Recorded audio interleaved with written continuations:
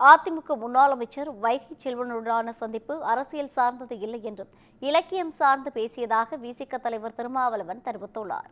சென்னையில் செய்தியாளர்களை சந்தித்த திருமாவளவன், கல் இறக்கும் தொழிலாளர்களின் நலனுக்காக பேசுகிறோம் என்ற பெயரில் போதைப்பொருள் பயன்பாட்டை வலியுறுத்துவது ஏற்புடையது அல்ல என்று தெரிவித்துள்ளார்.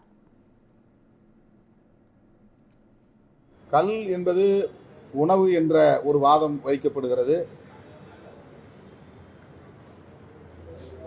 கல்லு அருந்துவதால் உடலுக்கு எந்த தீங்கும் இல்லை என்ற பரப்புரையும் மேற்கொள்ளப்படுகிறது.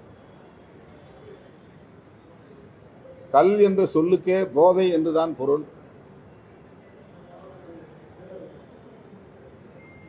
அது மது என்றாலும் கல் என்றாலும் ஒன்றுதான்.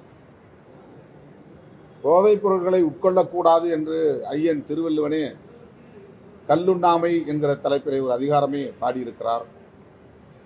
இந்த நிலையில் கல் இறக்கும் தொழிலாளர்களின் நலன்களுக்காக பேசுகிறோம் என்கிற பெயரில் நாம் போதைப் பொருட்கள் பயன்பாட்டை வலியுறுத்துவது ஏற்புடையதல்ல.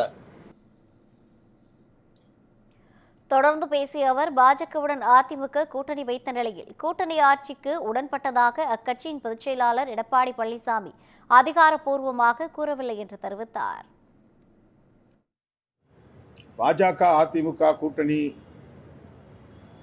அமைந்ததாக அமித்ஷாவும் எடப்பாடி பழனிசாமி அவர்களும் அறிவித்திருந்தாலும் கூட அதிகாரபூர்வமாக திரு எடப்பாடி பழனிசாமி அவர்கள் கூட்டணி ஆட்சிக்கு அதிமுக உடன்பட்டு இருக்கிறது என்று இதுவரையில் வெளிப்படையாக பேசவில்லை என்பதுதான் யதார்த்தமான உண்மை.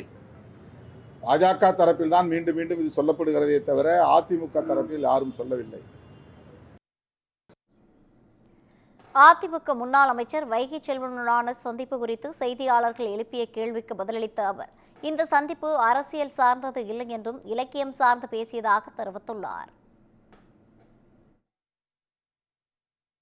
ஒரே விடுதியில பக்கத்து அறையில் தங்கியிருந்தார். நான் அவர் தங்கியிருக்கிறத தெரிஞ்சுக்கிட்டு சரி சந்திக்கலாங்கிற மாதிரி பேசிக்கிட்டு இருந்தேன். அவர் நேர அறைக்கு வந்துட்டு எனக்கு ஒரு புத்தகம் கொடுத்தாரு, போயிட்டார். அவ்வளோதான். இல்லை இல்லை இல்லை அவர் இலக்கியம் சார்ந்து நிறைய நூல்கள் எழுதியிருக்கிறேன்.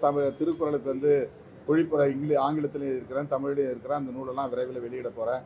சங்க இலக்கியம் தொடர்பாக 2500 பக்கங்களில் நான் பொழிப்புரை எழுதியிருக்கேன், அதை வெளியிட போகிறேன்.